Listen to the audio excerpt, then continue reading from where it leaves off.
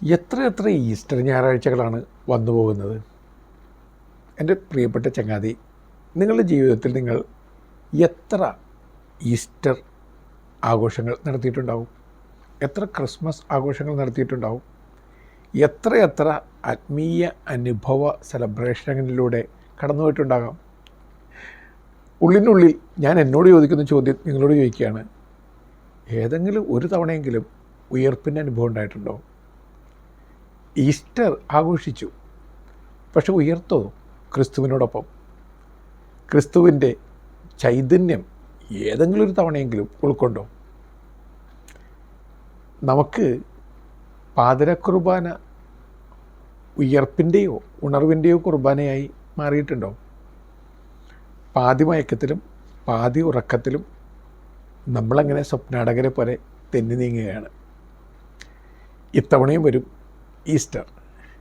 ഇത്തവണയെങ്കിലും ഞാൻ ഉയർപ്പിക്കപ്പെടുമോ എന്ന് ഞാൻ എന്നോട് തന്നെ ചോദിക്കുകയാണ്. ചരിത്രത്തിലെ ഏതാനും ഉയർപ്പനുഭവങ്ങളിലൂടെ സഞ്ചരിക്കാം. എന്ന് നിങ്ങൾ ശ്രദ്ധയോടുകൂടി കേൾക്കണം. ക്ഷമയോടുകൂടി ഒരു ധ്യാനത്തിലെന്ന മട്ടിൽ ആ ഉയർപ്പനുഭവങ്ങളിലൂടെ സഞ്ചരിക്കണം. അതുതന്നെ നമുക്കൊരു പക്ഷേ ഉയർപ്പനുഭവം നൽകിയേക്കാം. ഒന്ന്, പത്രോസിൻ്റെ ഉയർത്തെഴുന്നേൽപ്പ് അനുഭവം. നമുക്കറിയാം, പത്രോസ് നല്ല മനുഷ്യനാണ്, പച്ച മനുഷ്യൻ, എടുത്തിയാട്ടക്കാരൻ. ഒരു തരി സുഖത്തിനു വേണ്ടി അല്പം മാറി നിന്ന് ഗുരുവിനെ ഒരു പക്ഷേ തള്ളിക്കളയുവാൻ സാധ്യതയുള്ളയാൾ. ഇങ്ങനെയൊക്കെയാണെങ്കിലും ഉള്ളിനുള്ളിൽ വളരെ നല്ലൊരു മനുഷ്യൻ. ഈ പത്രോസിന് ഉയർപ്പിൻ്റെ അനുഭവം ഉണ്ടാകുന്നത് എങ്ങനെയാണ്? പാരമ്പര്യ കഥ അനുസരിച്ച് ഉദ്ധിതനായ ക്രിസ്തു പത്രോസിനെ മുഖാമുഖം കാണുന്നുണ്ട്. റോമിൽ വിയ ആപ്പിയ എന്ന പേരിൽ ഒരു പുരാതന പാതയുണ്ട്. ഈ പുരാതന പാതയുടെ ഓരത്ത് ഒരു പള്ളിയുണ്ട്, സാന്താ മരിയ ഇൻ പാൽമീസ് എന്ന പേരിൽ. ഇൻ പാൽമീസ് എൻ്റെ അർത്ഥം കാൽപാദങ്ങൾ എന്നാണ്. അതായത് ഈശോയുടെ കാൽപാദങ്ങൾ പതിയപ്പെട്ട ഇടത്ത് ആണ് ആ പള്ളി എന്നാണ് വിശ്വാസം. ഈ വഴിയോരത്താണ് പത്രോസ് ഈശോയെ കണ്ടുമുട്ടുന്നത്. അതായത് നീറോ ചക്രവർത്തിയുടെ ഭരണകാലം. നീറോ ഒന്നൊന്നായിട്ട് ക്രൈസ്തവരെ കൊന്നൊടുക്കിക്കൊണ്ടിരിക്കുകയാണ്. അയാൾക്കതൊരു ഹോബിയാണ്. ക്രൈസ്തവരെ കൊന്ന് പാർക്കിൽ പന്തം പോലെ കെട്ടി നിർത്തും. ഇനി റോമക്കാർ ഭക്ഷണം കഴിക്കുന്ന വലിയ വിരുന്നുശാലകളിൽ ഗോളരൂപത്തിൽ ക്രൈസ്തവരെ കത്തിച്ച് വർണ്ണപ്പട്ടുകൾ കൊണ്ടൊക്കെ പൊതിഞ്ഞ് ഈ വർണ്ണഗോളങ്ങൾ കത്തിക്കപ്പെട്ട മനുഷ്യർ വർണ്ണഗോളങ്ങളായിട്ട് ചുറ്റിലും ഓടി കിടക്കും. അതൊക്കെ കണ്ടും കേട്ടും ഭക്ഷണം ആസ്വദിക്കുന്ന മനുഷ്യർ. ഇതൊക്കെ അന്നത്തെ കാലത്തെ വല്ലാത്ത ഭീതിതമായ ചില കുറിപ്പുകളാണ്. അപ്പോൾ അങ്ങനെയുള്ളൊരു കാലഘട്ടത്തിൽ ശിഷ്യന്മാർ പത്രോസിനോട് പറഞ്ഞു, റോമ നഗരത്തിൽ അങ്ങ് നിൽക്കുന്നത് സുരക്ഷിതമല്ല, കാരണം അങ്ങയെ കൊല്ലും. അങ്ങ് കൊല ചെയ്യപ്പെട്ട് കഴിഞ്ഞാൽ പിന്നെ ആളുകൾ ചിതറിക്കപ്പെട്ടു പോകും. അതുകൊണ്ട് അങ്ങ് ഇവിടെ നിന്ന് ഓടിപ്പോകണം. ആദ്യമൊക്കെ നോ പറഞ്ഞെങ്കിലും ഉള്ളിൻ്റെ ഉള്ളിൽ ഭീരുവായ പത്രോസ് അവസാനം സ്വന്തം ജീവൻ രക്ഷിക്കുവാൻ വേണ്ടി റോമയിൽ നിന്നും കമ്പനാന എന്ന സ്ഥലത്തേക്ക് ആപ്പിയൻ പാതയിലൂടെ ഒളിച്ചോടി പോകാൻ തീരുമാനിച്ചു. കൂടെ ഒരു പയ്യനായ നസാറീസ് ഉണ്ട്. രണ്ടുപേരും ചേർന്ന് ആപ്പിയൻ പാതയിലൂടെ കമ്പനാനയിലേക്ക് പോവുകയാണ്. ഒളിച്ചോട്ടമാണ്. ഇടയ്ക്ക് വെച്ച് കർത്താവ് പ്രത്യക്ഷപ്പെട്ടു. ഉദ്ധിതനായ ക്രിസ്തു ഇപ്പോൾ കുരിശിൻ ചുമന്നുകൊണ്ടാണ് പ്രത്യക്ഷപ്പെട്ടത്. ചോര വാർക്കുന്ന മുറിവ് ഒരുപാടുകൾ ഏറ്റുവാങ്ങിയിട്ടുള്ള കർത്താവ്. ഈ കർത്താവിനെ കണ്ട് ഷോക്കടിച്ച് പത്രോസ് ഒരു ചോദ്യം ചോദിച്ചു. ഖോ ആദീസ് ഡോമിനെ. ലത്തീനിൽ എൻ്റെ അർത്ഥം അങ്ങ് എങ്ങോട്ട് പോകുന്നു കർത്താവേ? കർത്താവ് മറുപടി പറഞ്ഞു, റോമിലേക്ക്. എന്തിന് കർത്താവേ? റോമിൽ എൻ്റെ ആടുകളെ ഒറ്റക്കാക്കിക്കൊണ്ട് സ്വന്തം ജീവൻ രക്ഷിക്കാൻ വീഴുവിനെ പോലെ ഓടിക്കൊണ്ടിരിക്കുന്ന പത്രോസിന് പകരം ഒരിക്കൽ കൂടി മരിക്കാൻ ഞാൻ പോവുകയാണ്. അത്രയും പറഞ്ഞ് കർത്താവ് അപ്രത്യക്ഷനായി. പിന്നെ പത്രോസ് പൊട്ടിക്കരഞ്ഞുകൊണ്ട് നിലത്ത് വീണു. അതിനുശേഷം എഴുന്നേറ്റു. നിശ്ചയദാർഢ്യത്തോടു കൂടി തിരികെ റോമിലേക്ക് നടക്കാൻ തുടങ്ങി. അമ്പരന്ന് പോയ നസാറിയൂസ് ചോദിച്ചു, അങ്ങ് ഇപ്പോൾ എങ്ങോട്ടേക്ക് പോകുന്നു? റോമിലേക്ക്. എന്തിന്? മരിക്കാൻ. മരിക്കാൻ തീരുമാനിച്ചുറച്ച ഒരു മനുഷ്യൻ പടക്കളത്തിലേക്ക് മടക്കയാത്ര നടത്തുകയാണ്. അദ്ദേഹത്തിൻ്റെ ഭാര്യയെ ഭടന്മാർ പിടിച്ചുകൊണ്ട് പോകുമ്പോൾ അവരെ ആശ്വസിപ്പിച്ചുകൊണ്ട് പത്രോസ് ഇത്രയുമേ പറഞ്ഞുള്ളൂ, മൊമെന്തോ ഡോമിനോ, കർത്താവിനെ ഓർക്കുക, റിമെമ്പർ ദ ലോർഡ്. പിന്നീട് അദ്ദേഹത്തെ വലിച്ചിഴച്ച് കൊണ്ടുപോകുന്ന നേരത്തും അദ്ദേഹം ചിരി മാറാത്ത മുഖത്തോടു കൂടി എല്ലാവരെയും നോക്കി പറഞ്ഞത്രേ, മൊമെന്തോ ഡോമിനോ, കർത്താവിനെ ഓർക്കുക, റിമെമ്പർ ദ ലോർഡ്. വീണ്ടും കുരിശിലേക്ക് ആണികൾ തറച്ച് കയറ്റുമ്പോഴും വേദന കൊണ്ട് പിടയുന്ന നേരത്തും അദ്ദേഹത്തിൻ്റെ ചിരി മാറാത്ത മുഖത്തോടു കൂടി അദ്ദേഹം ആളുകളെ നോക്കി പറഞ്ഞത്രേ, മെമെന്തോ ഡോമിനോ, റിമെമ്പർ ദ ലോർഡ്. അവസാനത്തെ വഴി അതുതന്നെയാണ്. കുരിശിൽ തലകീഴായി കിടന്നുകൊണ്ട് മരിക്കും മുമ്പ് അദ്ദേഹം ലോകത്തോട് മുഴുവൻ വിളിച്ചു പറഞ്ഞു, മെമെന്തോ ഡോമിനോ, റിമെമ്പർ ദ ലോർഡ്. അത് അദ്ദേഹത്തിൻ്റെ ജീവിതത്തിൻ്റെ സാക്ഷ്യപത്രമായിട്ട് മാറി. ഒരു മനുഷ്യൻ ഉയർപ്പിക്കപ്പെട്ടത് അങ്ങനെയാണ്. ജീവൻ കൊടുത്തത് കൊണ്ട് മാത്രമായില്ല, ജീവൻ പൂർണ്ണമായിട്ട് നൽകി ജീവനും മരണവും എല്ലാം കർത്താവിൻ്റെ സാക്ഷ്യങ്ങളാക്കി മാറ്റി. ഇത് ഉജ്ജ്വലമായൊരു ചിത്രമാണ്. രണ്ടാമത്തെ ഒരാളിലേക്ക് നമുക്ക് യാത്ര ചെയ്യാം. Saint Paul. സെയിൻറ്റ് പോൾ മോശം മനുഷ്യനായിരുന്നില്ല, നല്ല ഒന്നാന്തര ഫരിസേയനായിരുന്നു. നിയമങ്ങളൊക്കെ കൃത്യമായി പാലിച്ചിരുന്ന, കൃത്യമായ വഴികളിലൂടെ സഞ്ചരിച്ചിരുന്ന, നിയമലംഘകരെ ശിക്ഷിച്ചിരുന്ന, ഒരു കാര്യത്തിലും ഒരു പിഴവുമില്ലാത്ത വിധത്തിൽ വേദഗ്രന്ഥങ്ങൾ അരച്ചു കുറിക്ക് പഠിച്ചിരുന്ന ഒരു മനുഷ്യൻ. തെറ്റൊന്നും പറയാനില്ല. പക്ഷേ ചില നേരങ്ങളിൽ നിങ്ങളുടെ മതം നിങ്ങളെ പൊതിഞ്ഞ് നിങ്ങളെ ഒരുപക്ഷെ തീവ്രവാദിയാക്കി മാറ്റിയേക്കാം. അപ്പോൾ മതാന്വേഷിയായി പിന്നെ തീവ്രവാദിയായി മാറിയ ഒരാളായിരുന്നു സെയിൻറ്റ് പോൾ. അപ്പോൾ അദ്ദേഹം അങ്ങനെ തീവ്രവാദത്തോടുകൂടി എനിക്കെതിരെ നിൽക്കുന്ന എല്ലാവരും നശിപ്പിക്കപ്പെടേണ്ടവരാണ് എന്ന ചിന്തയോടുകൂടി ക്രിസ്ത്യൻസിനെ പീഡിപ്പിക്കാൻ വേണ്ടി ഒരുങ്ങി പുറപ്പെടുന്നു. അയാൾ നല്ല ഉദ്ദേശശുദ്ധിയോടുകൂടിയാണ്.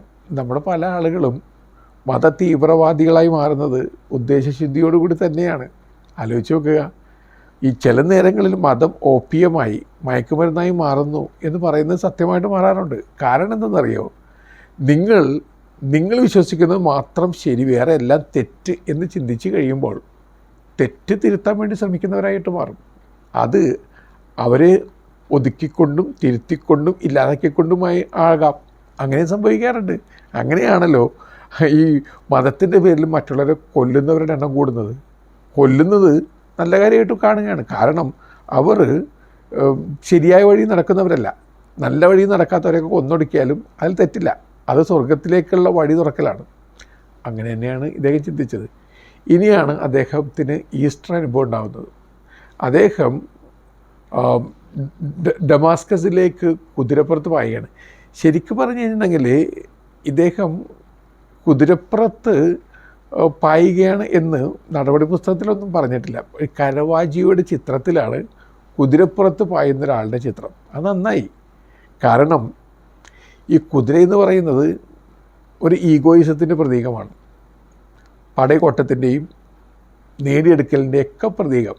അങ്ങനെയുള്ള കുതിരപ്പുറത്ത് പാഞ്ഞു പോകുന്ന പൗലോസ് തട്ടി വീഴ്ത്തപ്പെടുന്നു. ഈ തട്ടി വീഴ്ത്തപ്പെടലാണ് ഉയർപ്പിൻ്റെ ആദ്യ അനുഭവം. തട്ടി വീഴ്ത്തപ്പെടണം. ഞാൻ എൻ്റെ ഈഗോയുടെ പുറത്ത് നിൽക്കുകയാണ്. ഞാനെന്ന സ്വരം മാത്രം, ഞാനെന്ന ചിന്ത മാത്രം. ഞാനിങ്ങനെ നിറഞ്ഞ് കവിഞ്ഞ് നിൽക്കുകയാണ് രംഗത്ത്. എന്നെ ദൈവം തട്ടി വീഴ്ത്തുകയാണ്. അതൊരു മരണമാണ്. The death of your ego. ആ ഡെത്ത് ഓഫ് ദ ഈഗോ ഇല്ലാതെ റൈസ് ഓഫ് ജീസസ് സംഭവിക്കില്ല. അപ്പോൾ ഇവിടെ അങ്ങനെ ഒരു മരണം സംഭവിക്കുന്നുണ്ട്. പക്ഷെ അതിനുശേഷം വരുന്ന മാറ്റങ്ങൾ എന്താണ്? അയാളുടെ കണ്ണുകളിൽ നിന്നും ചിതമ്പൽ പോലെ എന്തോ താഴേക്ക് വീണു. അയാളുടെ ഈഗോ അടർന്നു വീണു. ഇത്രയും നാൾ മറ്റുള്ളവർ നയിച്ചിരുന്ന ആളുകൾ നയിച്ചു കൊണ്ടുപോകുന്നു ഒരു ശിഷ്യൻ്റെ വീട്ടിലേക്കാണ്. അയാളിപ്പോൾ എത്തി നിൽക്കുന്നത് ഋജുരേഖയിലാണ്. അയാളിപ്പോൾ എത്തുന്ന ആ സ്ഥലത്തിൻ്റെ പേരാണ് ഋജുരേഖ. വളഞ്ഞ വഴി വിട്ട് ഇപ്പോൾ ഋജുരേഖയിൽ എത്തിയിരിക്കുകയാണ്. വേണ്ട വഴിയിൽ, നേരായ വഴിയിൽ ഒരാൾ എത്തിയിരിക്കുകയാണ്. അവിടെ വെച്ച് അയാൾക്ക് കാഴ്ച കിട്ടി. അയാൾ പിന്നെ ക്രിസ്തുവിൻ്റെ അപ്പോസ്തലനായി മാറി. അയാൾക്കൊപ്പം സഭ വളർന്നു. ആത്മാവ് അയാളുടെ കൂടെ ഉണ്ടായിരുന്നു. ഇത് തന്നെയല്ലേ ഉയർപ്പിൻ്റെ അനുഭവം എൻ്റെ പ്രിയപ്പെട്ടവരെ? ആലോചിച്ച് നോക്കുക. നമ്മൾക്കൊക്കെ ഉയർപ്പിൻ്റെ അനുഭവം ഇല്ലാത്തതിന് ഒരൊറ്റ കാരണമേ ഉള്ളൂ. നമ്മളാൽ നിറഞ്ഞ് കവിഞ്ഞ് നിൽക്കുന്ന അവസ്ഥയിലാണ്. അതാണ് കുഴിമാടം എന്ന് പറയുന്നത്. നമ്മളുടെ കല്ലറ എന്ന് പറയുന്നത് നമ്മുടെ ഈഗോയിസമാണ്. ആ കല്ലറക്കകത്തേക്ക് ചെല്ലുക ജീർണതയുടെ ദുർഗന്ധമാണ്. അവിടെ നമ്മുടെ ജീർണ ചിന്തകളും ജീർണ ഫിലോസഫികളും ഈഗോയിസത്തിൻ്റെ എല്ലാ ദുർഗന്ധങ്ങളും നിറഞ്ഞു കവിഞ്ഞ് നിൽക്കുകയാണ്. പുറമേ നിന്ന് സുന്ദരമായിരിക്കാം കുഴിമാടം, കല്ലറ, വെള്ളയടിച്ച കുഴിമാടം, പക്ഷെ അകത്ത് ജീർണതയാണ്. ഉയർപ്പെന്താണ് ഉണ്ടാവുക? അത് എൻ്റെ ചോദ്യമാകാം, നിങ്ങളുടെ ചോദ്യമാകാം. ചോദ്യം ചോദിക്കണം, ഉയർപ്പുണ്ടാക്കണം. അടുത്തൊരു വ്യക്തി അഗസ്റ്റിൻ, ഹിപ്പോയിലെ വിശുദ്ധ അഗസ്റ്റിൻ. അദ്ദേഹം ഇന്ന് നന്നാകണം, ഇന്നല്ല നാളെ നന്നാകണം എന്നൊക്കെ ചിന്തിച്ച് ജീവിച്ച മനുഷ്യനാണ്. അദ്ദേഹവും സുഖാസക്തികളുടെ ലോകത്തിലൂടെ സഞ്ചരിച്ചൊരു മനുഷ്യനാണ്. അതുകൊണ്ട് തന്നെ ഒന്നിനു പറയുക മറ്റൊന്നായി തെറ്റുകളൊക്കെ ജീവിതത്തിൽ വന്നിട്ടുണ്ട്. അങ്ങനെയുള്ള ആൾക്ക് എങ്ങനെയാണ് ഉയർപ്പ് അനുഭവം ഉണ്ടായത്? അദ്ദേഹം ഇങ്ങനെ നിൽക്കുന്ന നേരത്ത് പെട്ടെന്നൊരു പാട്ട് കേൾക്കുന്നു. ചില മനുഷ്യരുടെ ജീവിതത്തിൽ ചില കുഞ്ഞു കുഞ്ഞു കാര്യങ്ങൾ നിയോഗങ്ങളുടെ വാതിലുകൾ തുറക്കാറുണ്ട്. അപ്പോൾ ഇയാളൊരു പാട്ട് കേൾക്കുന്നു. ആ പാട്ടിൻ്റെ വരികൾ ശ്രദ്ധിച്ചപ്പോൾ തുറന്നു വായിക്കൂ, തുറന്നു വായിക്കൂ, തുറന്നു വായിക്കൂ, അങ്ങനെയാണ് പാട്ടിൻ്റെ വരികൾ. ആരാണ് പാടുന്നത്? അയാൾ കാണുന്നില്ല ആരെയും, പക്ഷെ പാട്ട് മുഴങ്ങുന്നുണ്ട്. ഈ വരികൾ വളരെ വ്യക്തമാണ്. തുറന്നു വായിക്കൂ. എന്താണ് തുറന്നു വായിക്കേണ്ടത്? അദ്ദേഹത്തിന് ഒരു കാര്യം മനസ്സിലായി. തന്നെ നയിക്കാൻ പോകുന്ന വിശുദ്ധ ഗ്രന്ഥം തുറന്നു വായിക്കാനായിരിക്കാം. അജ്ഞാതമായ ഏതു ലോകത്ത് നിന്ന് അജ്ഞാതനായ ഏതൊരു ഗായകൻ ഒരു കുഞ്ഞിൻ്റെ സ്വരമാണ്. ആ കുഞ്ഞ് ഉത്ബോധിപ്പിക്കുകയാണ്, വിശുദ്ധ ഗ്രന്ഥം തുറന്നു വായിക്കുക. അയാൾ തുറന്നു വായിക്കുന്നു. വായിച്ച ഭാഗം ഏതാണ്? റോമാക്കാർക്ക് എഴുതിയ ലേഖനത്തിൽ പൗലോസ് അപ്പോസ്തലൻ പറയുന്നു, രാത്രി കടന്നുപോയി, പകൽ സമീപിച്ചിരിക്കുന്നു. അതുകൊണ്ട് പ്രകാശത്തിൻ്റെ ആയുധങ്ങൾ ധരിച്ച് പ്രകാശത്തിന് യോഗ്യമായ വിധത്തിൽ ജീവിക്കുക. അദ്ദേഹം ഉള്ളിലേക്ക് നോക്കി. ശരിയാണ്, രാത്രിയിലായിരുന്നു, പക്ഷെ ഇപ്പോൾ രാത്രി കടന്നുപോയിരിക്കുന്നു. വെട്ടം വന്ന് തുടങ്ങിയിട്ടുണ്ട്, പുലരിവെട്ടം. അപ്പോൾ പ്രകാശത്തിൻ്റെ ആയുധങ്ങൾ ധരിച്ച് പുതിയ വ്യക്തിയായിട്ട് പ്രകാശത്തിൻ്റെ വക്താവായിട്ട് ജീവിക്കണം. അതാണ് ഉയർപ്പിൻ്റെ ഉജ്ജ്വല മുഹൂർത്തം എന്ന് പറയുന്നത്. അത് പുതിയ മനുഷ്യനായി മാറി.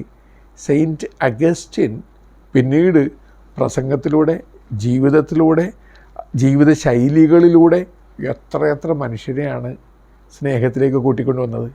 എത്രയെത്ര വ്യക്തികൾക്കാണ് പ്രചോദനമായി മാറിയത്. എത്രയെത്ര ആളുകൾക്കാണ് വീണാലും എഴുന്നേൽക്കാനാവുമെന്ന വലിയ ജീവിതത്തിൻ്റെ ഉപദേശം നൽകിയത്. പ്രിയപ്പെട്ടവരെ, ഇങ്ങനെയൊക്കെയാണ് ഉയർപ്പിൻ്റെ കഥകൾ. ഞാൻ വീണ്ടും ചോദിക്കുകയാണ്, നമുക്കെന്താണ് ഉയർപ്പുണ്ടാകുക? ലിയോ ടോൾസ്റ്റോയുടെ റിസറക്ഷൻ എന്ന നോവലിലെ സുന്ദരമായ രംഗം ഒരിക്കൽ കൂടി മനസ്സിലേക്കൊന്ന് കൊണ്ടുവരിക. താൻ ഇതുവരെ നടന്നിരുന്ന വളഞ്ഞ വഴികളൊക്കെ മാറ്റി പുതിയ വഴിയിലൂടെ നടക്കും. താൻ അപഹരിച്ച സ്വത്തൊക്കെ തിരികെ നൽകും. താൻ കെടുത്തിക്കളഞ്ഞ ജീവനുകൾക്ക് പകരമായിട്ട് ജീവൻ നൽകാൻ ശ്രമിക്കും എന്നൊക്കെ പ്രധാന കഥാപാത്രം തീരുമാനമെടുക്കുകയാണ്. ഈ തീരുമാനം എടുക്കുന്നത് ഒരു ഈസ്റ്റർ പാതിരക്കുർബാനയ്ക്ക് തൊട്ടു മുമ്പുള്ള സമയത്താണ്. തീരുമാനം എല്ലാം എടുത്തു കഴിഞ്ഞപ്പോൾ പാതിരക്കുർബാനയ്ക്കുള്ള മണി മുഴങ്ങുന്നു ഏതൊരു പള്ളിയിൽ നിന്ന്. അയാൾ പറയുന്നു, ഇത്തവണ സത്യമായും ക്രിസ്തു ഉയർത്തെഴുന്നേൽക്കും എൻ്റെ ജീവിതത്തിൽ. പുറത്തെപ്പോഴും ക്രിസ്തു ഉയർത്തെഴുന്നേൽക്കുന്നുണ്ട്, അകത്തേക്ക് ആ ഉയർപ്പിൻ്റെ പ്രഭ വന്നിട്ടില്ല. ഇത്തവണ അത് സംഭവിക്കും. എൻ്റെ പ്രിയപ്പെട്ട ചങ്ങാതി, ഇത്തവണ ഉയർപ്പിൻ്റെ പ്രഭ എൻ്റെ ഉള്ളിലേക്ക് വരുമോ? നിങ്ങളുള്ളിലേക്ക് വരുമോ? ആ ചോദ്യം ഒന്ന് ചോദിക്കണേ. നല്ല യാത്ര നേരുന്നു.